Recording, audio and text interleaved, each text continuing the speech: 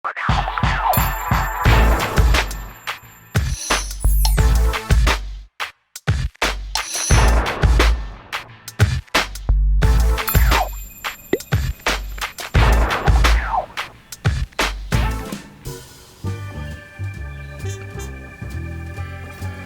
हो रहा है संसार में, नहीं मालूम। दुनिया किस तरफ चली जा रही है। क्या हो गया? पेपर पढ़ो तो बस वही बुराइयों की खबर, मार पीट, डकैती, मर्डर, स्कैम, यही सब चीज़ें चल रही है। अब वही उसका ही समय तो रह गया है, इसलिए वही सब बातें होंगी। और हम लोग जो मसीह होने के नाते, जो हम प्रभु यीशु मसीह की शांति का जो सुसमाचार हम प्रचार करते हैं, नहीं मालूम ये समाचार जो है या हमारा सुसमाचार जो है क्यों लोगों तक नहीं पहुंच पा रहा है, क्यों बाधाएं आ रही, जबकि इतना हम प्रचार कार्य कर रहे हैं, लोगों को सुसमाचार सुनाने का काम कर रहे हैं, और ये दिक्कतें जो है कहीं ना कहीं आ रही, कुछ बाधाएं आ रही हैं जिसके कारण से लोगों तक संदेश नहीं पहुंच रहा है। तो ये संदेश क्यों नहीं पहुंच रहा है लोगों तक? जब हम प्रचार कर रहे हैं, जब अपनी बातों को रख रहे हैं, सुसमाचार सुना रहे हैं, तो ऐसी क्या बातें हैं जो सुसमाचार को रोकने में काम कर रही हैं? जिस बात को तुम कह रही हो वो वाकई में बहुत उचित है और ऐसा ही हो रहा है, क्योंकि मैं याद करता हूँ एक पास्टर के विषय में। ऐसे बहुत बार होता है, लेकिन मुझे ये उसकी जो घटना है वो याद आती है कि एक सुसमाचार प्रचारक था। वो एक गांव में प्रचार करने के लिए गया, और जैसे कि सारे प्रचारक होते हैं, प्रचार करने के समय वो प्रचार करने गया, और उसने यूहन्ना 3:16 के अनुसार जो है प्रभु यीशु मसीह के सुसमाचार को, कि परमेश्वर ने जगत से ऐसा प्रेम किया कि उसने अपना इकलौता पुत्र दे दिया कि जो कोई उस पर विश्वास रखे वह नाश न हो परंतु अनंत जीवन पाए। इस बात पर उसने प्रचार किया, और जब उसने प्रचार किया तो उसके उपरांत उसने लोगों से बोला कि कितने लोग हैं प्रभु यीशु मसीह को विश्वास करना चाहते हैं। तो बहुत से लोगों ने उस गांव में हाथ उठाया, प्रभु को ग्रहण कर लिया, और उसको बड़ा अच्छा लगा कि लोगों ने प्रभु यीशु मसीह को ग्रहण कर लिया है। उसके बाद वो वापस चले गया। एक सप्ताह के करीब 10 दिन के बाद वो फिर वापस उस गांव में गया, और जिन लोगों ने प्रभु यीशु मसीह को ग्रहण करने के लिए हाथ उठाया था, उसने उसमें से एक किसान के घर में वो गया, और जब गया, मतलब उनको उनसे मिलने के लिए गया, हाँ, फॉलो अप के लिए गया कि क्या उन्होंने समझा, कैसा उनका जीवन, क्या परिवर्तन उनके जीवन में आया है। तो जब वो वहाँ पे गया तो उसने पूछा कि आपको कैसा महसूस हुआ था, और प्रभु यीशु मसीह को आपने जाना तो आपको कैसा लगा। तो वो अपने घर में उसने दिखाया कि वहाँ पर बहुत सारे देवी देवताओं की पिक्चर लगी हुई थी। उस पिक्चर में उसने प्रभु यीशु मसीह की भी पिक्चर लगा दिया था। और वो उससे पूछता है कि साहब मुझे ये बताइए कि प्रभु यीशु मसीह की तो मैंने पिक्चर यहाँ लगा दी है, मैं उसकी भी रोज़ पूजा कर रहा हूँ अब, और ये बताइए कि प्रभु यीशु मसीह की पत्नी कौन है। तुम समझ रही हो कि यहाँ पे क्या गड़बड़ हुआ? मतलब दिक्कत वहाँ पे यही आई कि वो जो किसान है वो इस बात को समझता था कि जो ईश्वर है उनकी एक पत्नी होना चाहिए, उसका परिवार होता है। मतलब कि ईश्वर एक वैसा व्यक्ति होता है जो कि एक सिद्ध पुरुष है, वो ईश्वर है। तो आवश्यकता थी कि वहाँ पर वो उन चीज़ों को जानता। अब तुम मुझे ये बताओ कि ऐसी कौन सी समस्या थी या कौन सी दिक्कतें थी जिसके कारण से कि उसका सुसमाचार लोगों तक नहीं पहुँच पाया?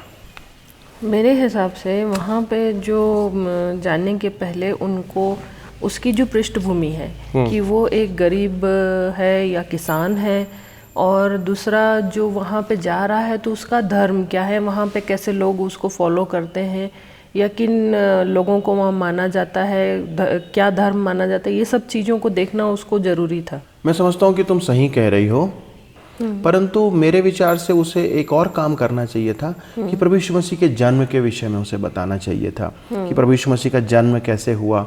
उसे इस बात को भी बताना चाहिए था कि परमेश्वर एक कौन है, कैसा है, और परमेश्वर का परिवार नहीं होता, या परमेश्वर जो है वो इस प्रकार से मनुष्यों के समान परिवार नहीं बनाता है, उसकी पत्नी नहीं होती। तो ये सारी चीजें जो है वो उसे बताना चाहिए था। इसको प्लीज उधर रख दीजिए।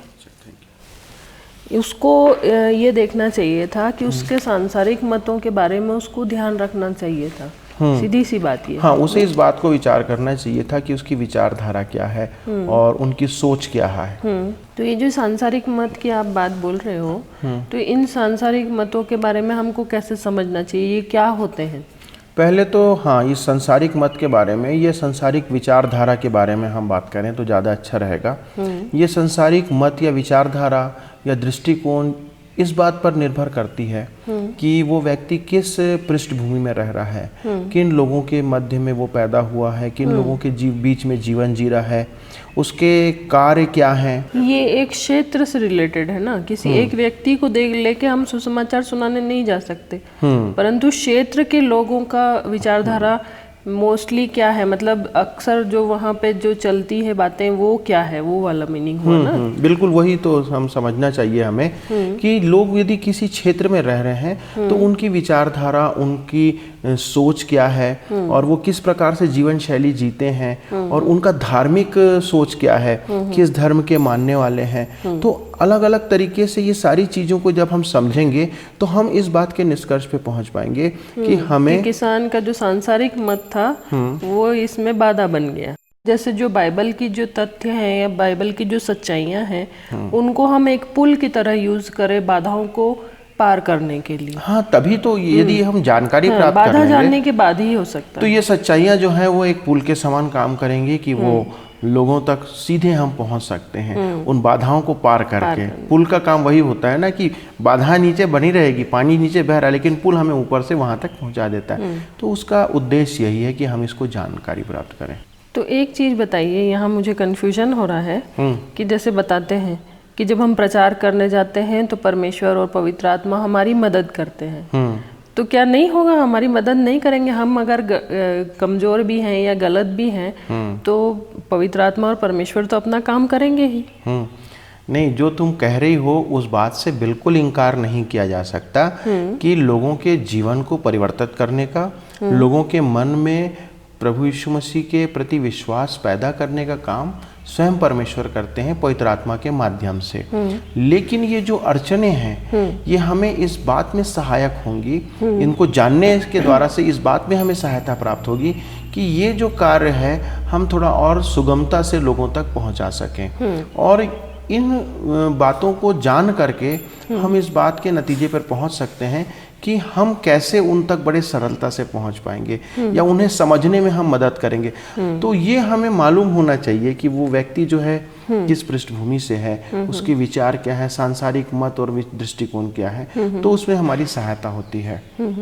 यहाँ पर एक और जो है मैं स्मरण करता हूँ पौलुस और पतरस के विषय में। जब जब इन्होंने सुसमाचार को प्रचार किया तो इन लोगों ने उन पृष्ठभूमि को, उन लोगों की विचारधाराओं को सबको जाना। यहाँ पर मुझे एक और याद आ रहा है जो उसका पौलुस का ही है। प्रेरितों के काम निकाल के पढ़ो ना, बाइबल तो रखी हो। प्रेरितों के काम उसका 17 अध्याय और उसका 16 से लेकर के 23 वचन तक।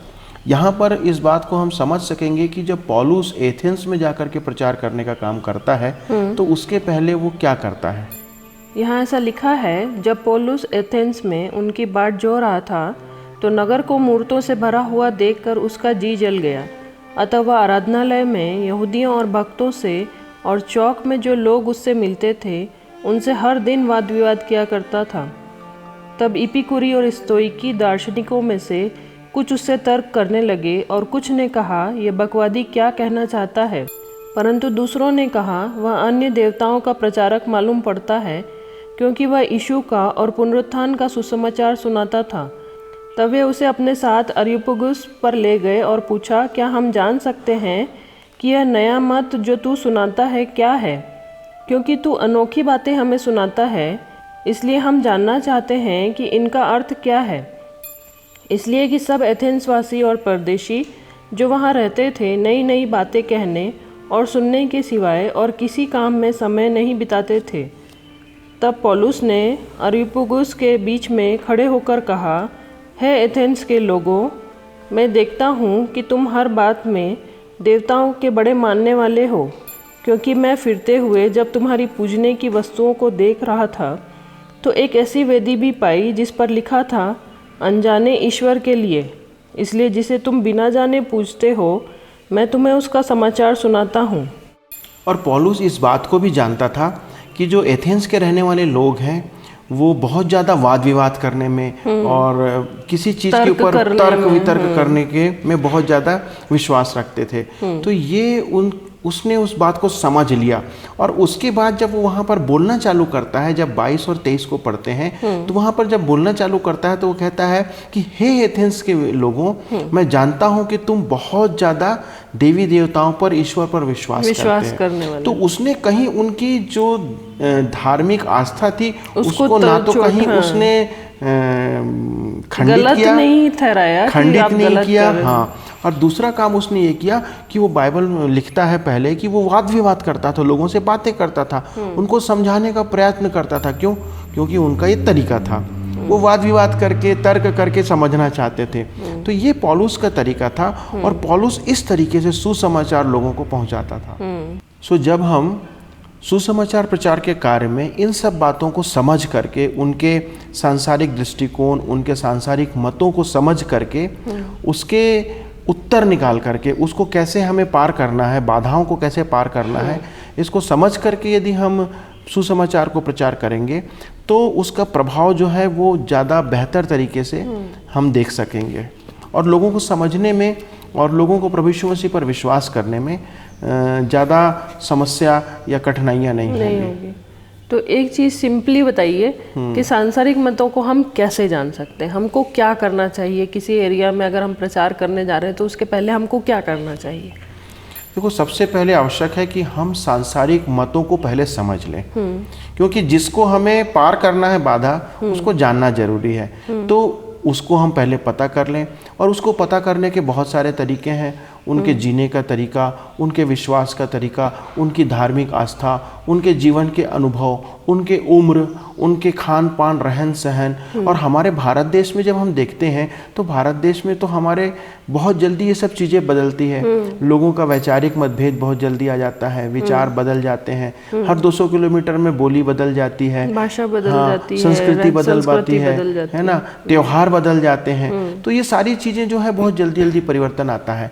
तो हमारे को आवश्यक है कि हम इन सगों का अध्ययन करें और अध्ययन करने के उपरांत हम इस बात का निष्कर्ष निकालें कि इन सब बाधाओं को हम कैसे पार करेंगे। तो ही हम प्रभु यीशु मसीह के सुसमाचार को लोगों तक बहुत सुगमता से पहुंचा सकेंगे और परमेश्वर के राज्य को हमारे यहाँ स्थापित करने में हमें सहायता मिल पाएगी। चलिए, तो अब इन बातों को दोहरा लें। बिल्कुल। सुसमाचार का प्रचार करते समय ग्रहणकर्ता के सांसारिक मत को जानना आवश्यक है। सांसारिक मत किसी व्यक्ति का संसार को देखने का नज़रिया होता है। बाइबल के अनुसार पौलुस ने अपने सुनने वालों के मतों के आधार पर सुसमाचार को प्रस्तुत किया था। किसी व्यक्ति के मतों में योगदान देने वाले कई कारण हैं और इन कारणों को जानना और फिर उस व्यक्ति के मत को समझना, यह हमारा काम होता है ताकि हम सुसमाचार को आसानी से प्रस्तुत कर सकें। तो मैं इस बात को समझता हूँ और सोचता हूँ कि हमें सुसमाचार प्रचार यदि करना है तो हमें न केवल परमेश्वर के वचन का ज्ञान होना चाहिए, परंतु इसके साथ ही साथ हम जिन लोगों के बीच में काम करते हैं, जिन लोगों को सुसमाचार सुनाते हैं, उनके सांसारिक विचार, उनके सांसारिक मत को भी जानना आवश्यक है ताकि हम एक अच्छे और सफल प्रचारक बन सकें।